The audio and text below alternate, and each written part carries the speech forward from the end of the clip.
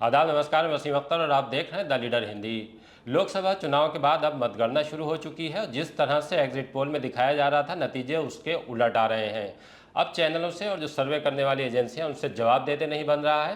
ख़ास तौर से अगर हम यूपी की बात करें तो यूपी में उलट फेर वाला नतीजा सामने दिख रहा है। जिस तरह से भारतीय जनता पार्टी को काफ़ी आगे दिखाया जा रहा था यूपी में, लेकिन स्थिति अगर हम जनता के फैसले की बात करें, वोटों की गिनती की बात करें तो काफ़ी अलग है। इससे समाजवादी पार्टी का जो एकदम ऊपर आया है गिराफ, उससे समाजवादी पार्टी में और ख़ास तौर से इंडिया गठबंधन के नेताओं में उत्साह दिखाई दे रहा है।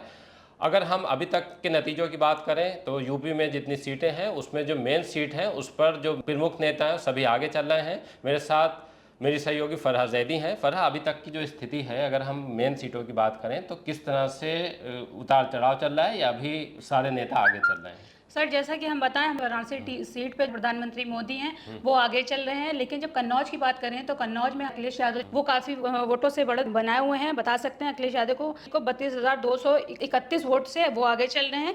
स्मृति ईरानी के अमेठी की सीट की बात करें तो वो वहाँ से पीछे चल रही है। वहीं शिवराज सिंह वो विदेशा से आगे चल रहे हैं। भूपेश बघेल ने भी यूपी की बात करते हैं, जैसे यूपी में हेमा मालिनी भी यहाँ हाँ सर, हेमा मालिनी की बात करें तो हेमा मालिनी मथुरा से आगे हैं। और सीटों की अगर हम बात करें यूपी की, तो यूपी में डिम्पल यादव भी आगे हैं, अखिलेश यादव, राहुल गांधी भी आगे हैं। खास तौर से जो अमेठी की सीट है जहां से स्मृति ईरानी चुनाव लड़ रही थी, वहां से कांग्रेस आगे चल रहे हैं और स्मृति ईरानी वहां पीछे हो गई हैं। एक बड़ी खबर है ये, इस वजह से भी बड़ी खबर है कि स्मृति ईरानी बड़ी नेता के तौर पर वहां से चुनाव लड़ रही थी भाजपा की, लेकिन उनका पीछे होने का मतलब साफ है कि भारतीय जनता पार्टी की ज़मीन यूपी में उखड़ चुकी है। यही वजह है कि एग्जिट पोल जिस तरह से बताया जा रहा था उससे काफ़ी उलट नतीजे सामने आते दिखाई दे रहे हैं। अगर हम मंडल की बात करें, बरेली और मुरादाबाद मंडल की, तो बरेली में ज़रूर थोड़ा सा भारतीय जनता पार्टी का प्रदर्शन सुधरा हुआ है, लेकिन मुरादाबाद मंडल में समाजवादी पार्टी ने जिस तरह से पिछली बार प्रदर्शन किया था वैसा ही प्रदर्शन वो इस बार कर रही है।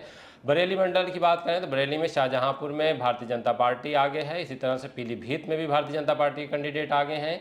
और अगर हम बरेली की बात करें तो बरेली में मुकाबला चल रहा है, लेकिन अभी फ़िलहाल देखें तो भारतीय जनता पार्टी के छत्रपाल सिंह गंगवार आगे हैं। ये सीट भारतीय जनता पार्टी की नहीं इसलिए अहम थी कि 40 साल के बाद यहाँ से भारतीय जनता पार्टी ने चेहरा बदला था। संतोष गंगवार को सक्रिय राजनीति से हटाने के बाद उनकी जगह छत्रपाल सिंह गंगवार को लाया गया था, लेकिन अभी तक का जो प्रदर्शन है भारतीय जनता पार्टी का, उसको देखते हुए कह सकते हैं कि भारतीय जनता पार्टी के लिए राहत की बात है।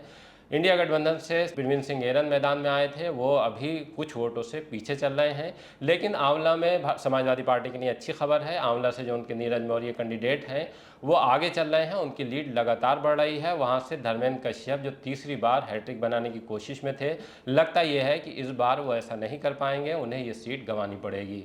अगर बदायूं की बात करें तो बदायूं में भारतीय जनता पार्टी फिलहाल आगे है, लेकिन वहां मुकाबला होता दिख रहा है। मुरादाबाद मंडल की तरफ अगर हम बढ़ें और रामपुर से शुरुआत करते हैं, रामपुर में मोहिबुल्लाह नदवी जो समाजवादी पार्टी के कैंडिडेट हैं वो आगे हैं और वहां से जो भारतीय जनता पार्टी के कैंडिडेट हैं वो पीछे चल रहे हैं। इसी तरह से मुरादाबाद हम प्रवेश करें तो मुरादाबाद में भी रुचिवीरा आगे हैं और जो अभी जिनकी डेथ हुई है भारतीय जनता पार्टी कैंडिडेट वो पीछे चल रहे हैं। इसी तरह से अमरोहा में ज़ियाउर रहमान बर्क जो समाजवादी पार्टी के पास ये सीट थी और यहाँ से बर्क साहब अभी पिछले दिनों में उनका इंतकाल हुआ है, वहाँ से ज़ियाउर रहमान बर्क को समाजवादी पार्टी ने टिकट दिया है, वो लीड बनाए हुए हैं। इसी तरह से अगर हम अमरोहा की बात करें तो अमरोहा में भी इंडिया गठबंधन के उम्मीदवार दानिश अली जो कांग्रेस से हैं वो आगे चल रहे हैं, उनकी लीड काफ़ी ज़्यादा बनी हुई है। अगर हम फरा और सीटों की बात करें जो बड़ी सीट हैं तो उन पर अभी किस तरह का रुझान है? सर, जैसे रायबरेली की सीट वो पूरी की पूरी वो राहुल गांधी पे जाती हुई दिख रही है। राहुल गांधी वहाँ पे बढ़त बनाए हुए हैं। ऐसे ही कन्नौज की सीट है जहाँ पे अखिलेश यादव, जिन सबकी निगाहें कन्नौज, रायबरेली, आजमगढ़ इन सब सीटों पे लगी हुई है, तो उसमें तो देख सकते हैं कि इंडिया गठबंधन के प्रत्याशी आगे बढ़ते दिखाई दे रहे हैं। आजमगढ़ में धर्मेंद्र यादव चुनाव लड़ रहे हैं, पिछली बार वो वहाँ से चूक गए थे, लेकिन इस बार जिस तरह से समाजवादी पार्टी ने वहाँ फील्डिंग सजाई है, जो गुड्डू जमाली थे वो पिछली बार वहाँ लड़ गए थे मजबूती के साथ बहुजन समाज पार्टी से, इस बार गुड्डू जमाली जो हैं वो समाजवादी पार्टी में आ चुके हैं। इसी वजह से वहाँ समाजवादी पार्टी का प्रदर्शन काफ़ी अच्छा दिखाई दे रहा है और लगता यह है अभी तक के रुझानों में कि ये सीट भी समाजवादी पार्टी जीत लेगी।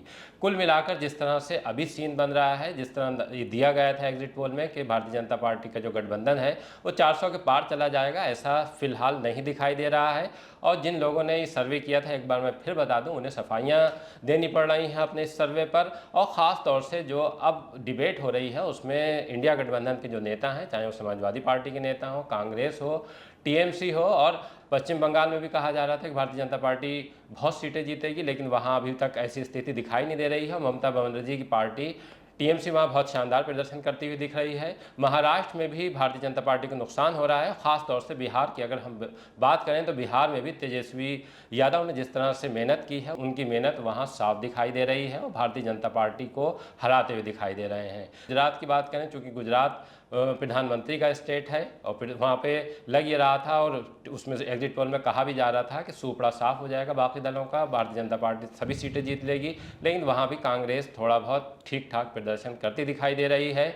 और जिस तरह से अगर हम बात करें राजस्थान की, तो राजस्थान में भारतीय जनता पार्टी का प्रदर्शन बहुत ख़राब रहा है, वहाँ से इंडिया गठबंधन जीतता हुआ दिखाई दे रहा है। हरियाणा में भी भारतीय जनता पार्टी को डिफीट होती दिखाई दे रही है। अगर हम बात करें शिमला की, तो शिमला में इंडिया गठबंधन पिछड़ गया है। इसी तरह से पंजाब, दिल्ली अभी तक का जो प्रदर्शन है वो लड़ाई चल रही है, किस करवट ऊँट बैठेगा ये थोड़ी देर में साफ हो जाएगा। लेकिन फिलहाल की जो अभी तस्वीर बनती हुई आ रही है, 400 पार सीटें इंडिया गठबंधन ने रोक दिया है एक तरह से विजय रथ अगर हम कहें भारतीय जनता पार्टी को। जिस तरह से भारतीय जनता पार्टी बात कर रही थी और पूरा चुनाव ये 400 पार के नारे पर चला था, बाद में एग्जिट पोल भी वैसा ही कुछ सीन दिखा रहे थे जैसा कि चुनाव के दौरान भारतीय जनता पार्टी की तरफ से कहा जा रहा था। इसे लेकर खास तौर से अखिलेश यादव और राहुल गांधी बहुत गुस्से में थे। जब उनसे प्रतिक्रिया ली गई थी एग्जिट पोल पर तो उन्होंने काफ़ी नाराज़गी भरा इजहार किया था। अखिलेश यादव ने तो इसे लेकर प्रेस कॉन्फ्रेंस की थी एक दिन पहले मतगणना से, और ये प्रेस कॉन्फ्रेंस सभी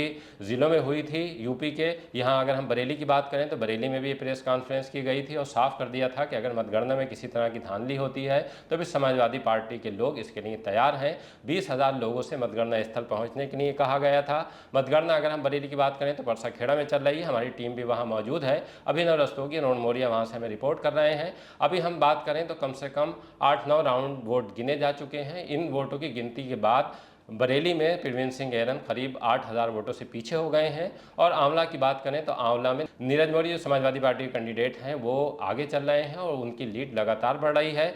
आंवला में एक खास बात यह भी है कि वहाँ जिस तरह से पर्चा खारिज हुआ था बहुजन समाज पार्टी के उम्मीदवार सैयद आबिद अली का, लेकिन बाद में जिस तरह से मायावती बीच में आई, उन्होंने कहा कि कैंडिडेट जो हमारी पार्टी के कैंडिडेट हैं वो सैयद आबिद अली हैं। इसके बाद उनका पर्चा बचा था और ये माना जा रहा था कि आबिद अली ने जिस तरह से रोते हुए कहा था कि उनके साथ नाइंसाफ़ी हुई है, उससे लगता था कि कहीं ना कहीं बहुजन समाज पार्टी का वहाँ प्रदर्शन अच्छा रहेगा और समाजवादी पार्टी को इसका नुकसान हो सकता है। लेकिन अभी तक के जो नतीजे आ रहे हैं उससे ये लग नहीं रहा है कि समाजवादी पार्टी को किसी तरह का नुकसान हुआ है। बहुजन समाज पार्टी का पूरे मंडल में देखें तो बहुत ख़राब प्रदर्शन है अभी तक का।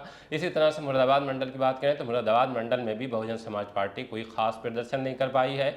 रामपुर सीट बहुत अहम थी इस वजह से कि वहाँ जो आजम खां हैं वो लोकसभा का चुनाव पिछली बार जीते थे और वो जेल में है इस वक्त, सीतापुर की जेल में। वो कई मुकदमों में वो फंसे हुए हैं, कई मुकदमों में उनको सज़ा हो चुकी है। उनकी पत्नी ज़रूर अभी चुनाव मतगणना से पहले ही वापस जेल से छूटी हैं, लेकिन अभी आजम खां और उनके बेटे अब्दुल्ला आजम दोनों जेल में बंद हैं। और ये माना जा रहा था कि आजम खां के बगैर ये चुनाव समाजवादी पार्टी कमज़ोरी से लड़ेगी, लेकिन ऐसा सीन वहाँ बना नहीं है। और समाजवादी पार्टी ने जिस तरह से दिल्ली जो पार्लियामेंट हाउस है, पार्लियामेंट की मस्जिद कहलाती है, वहाँ के इमाम थे मोहिबुल्ला नदवी, उनको लड़ाया था और मोहिबुल्ला नदवी का अपना पहला ही प्रदर्शन बहुत शानदार होता दिखाई दे रहा है। ये लग रहा है कि वो वहाँ से सांसद बन जाएंगे। फिलहाल क्या होगा शाम तक थोड़ा इंतज़ार करना होगा, लेकिन अभी तक का सीन जो है मुरादाबाद और बरेली मंडल का, बरेली मंडल में जैसे अगर हम बात करें तो सारी सीटें, 5 की 5 सीटें भारतीय जनता पार्टी ने पिछले चुनाव में जीत ली थी, लेकिन इस बार उसे कुछ सीट का नुकसान होता दिख रहा है। जैसे आंवला में समाजवादी पार्टी अभी बढ़त बनाए हुए है और बरेली में भी लड़ाई कोई बहुत अंतर की नहीं है। प्रवीण सिंह ऐरन पीछे ज़रूर चल रहे हैं, लेकिन उन्हें उम्मीद ये है, उनके कार्यकर्ताओं को उम्मीद है कि जब आगे गिनती बढ़ेगी तो शायद ये लीड कम होगी और मुकाबला कांटे का रहेगा।